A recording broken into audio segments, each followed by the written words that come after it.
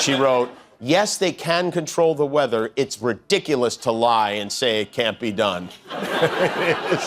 Listen, Marjorie, if they could control the weather, they would have made sure a house landed directly on you, you demented, wicked witch. The other misleading meteorologist, Marjorie Taylor Greene, who's pushing a theory that says Democrats control storms.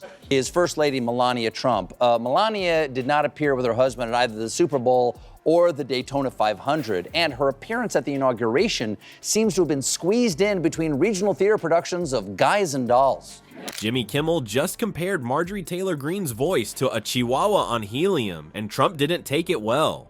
Colbert jumped in with his own roasts, turning this into a comedy tag team that sent MAGA world into a complete meltdown. Remember when comedians just told jokes without starting political warfare? Yeah, those days are gone. Trump and MTG are absolutely fuming after these late-night hosts suggested Melania wants a divorce, and their reaction might be funnier than the original jokes. She posted a map she finds suspicious. It shows the path of Hurricane Helene laid over an electoral map, which she says proves the government intentionally sent a hurricane to Republican voting districts.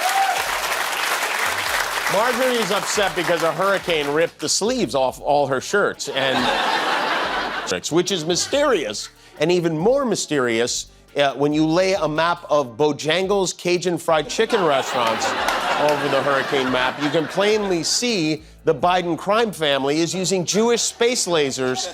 Before we move on, I'd like to ask you a small favor. If you appreciate this content, please take a second to like this video and subscribe to the channel. Over 98% of you watch the videos without subscribing. It costs you nothing, but it makes a huge difference to us. So, did you click the subscribe button? Great, thank you so much.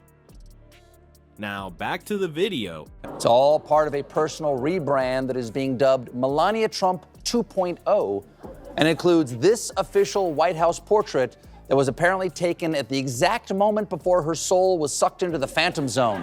Invisibility hasn't stopped her from capitalizing on her position. Since her husband's re-election, she has launched a multi-billion-dollar cryptocurrency meme coin and sold a documentary about herself to Amazon for $40 million. But all of this, folks, all of this makes me wonder, what can we expect from Melania Trump's second term, and when will we finally hear from her? Ever wonder what happens when late-night comedy hosts put their brains together and decide to roast Trump and his wife on the same night? It's like watching a comedy championship where the only losers are the Trumps. The comedy battle royale kicked off with Jimmy Kimmel taking aim at Trump's loyal friend Marjorie Taylor Greene. He went straight for the jugular with that zinger, comparing her complexion to Trump trying to read a book without pictures. You can just imagine Trump sitting there with his face getting redder and redder as he struggles through green eggs and ham like it's quantum physics. The MAGA crowd didn't find it funny at all. They never do when their heroes get mocked. But Kimmel was just warming up. He pulled out this toy camera as a prop to mock Greene's absolutely bonkers claim that the January 6th rioters were just peaceful tourists. You know, those nice, friendly tourists who normally bring bear spray, zip ties, and build gallows when they visit Washington, D.C. Super normal tourist behavior. Kimmel kept the comedy hits coming when he described Greene's voice as sounding like a chihuahua on helium. Can you picture that high-pitched yapping whenever she starts ranting about Jewish space lasers or whatever conspiracy theory is trending that day? Official release of Melania Trump's new book. It's Melania. Many interesting insights. For instance, she writes, "Donald to this day calls my personal doctor to check in on my health to ensure that I am okay and that they are taking perfect care of me. Watch what happens when you take the middle 3 letters in Bojangles and add the number 6. And how do we know the Jewish space laser? That's sweet. How adorably controlling. She also calls his doctor to ask, how much longer already? There are a lot of fun HIPAA violations.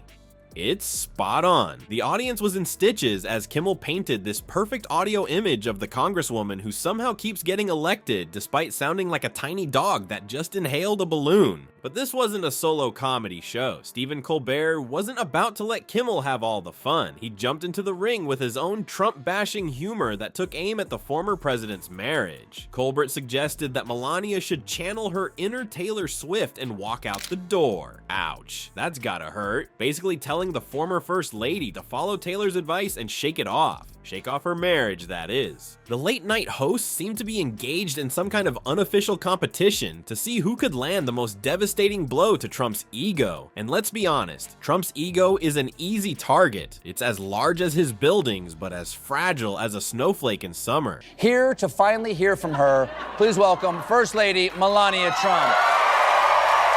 It is a pleasure for you to see me again. Well, we'll find out. Madam First Lady, I see you are really committed to this new look. Oh, that's right, Stephen. This is Melania 2.0, and it is giving background actor on Suits. Yes, I have been splitting my time between Mar-a-Lago, the White House, and Camp David. Really? The presidential retreat in Maryland? No. Camp David is when I imagine I am camping with David Beckham. But the word that supposedly sent Trump into a complete meltdown was divorce. Yeah, just that one simple word. 6 letters that apparently have the power to trigger Trump like nothing else. The mere suggestion that Melania might follow in the footsteps of Ivana and Marla and become ex-wife number 3 was enough to set off fireworks in Mar-a-Lago. What's really interesting is that these comedy shows aren't just making us laugh. They're actually making us smarter about politics. Research shows that viewers of political satire like Kimmel and Colbert's shows tend to be more politically aware and engaged. So while we're cracking up at Trump's expense, we're also learning something. It's like sneaking vegetables into a kid's dessert. They think they're just getting something sweet, but they're actually getting some nutrition too. Trump's reaction was exactly what you'd expect from a man who can dish it out but can't take it. Reports say he was absolutely fuming about the jokes targeting his marriage.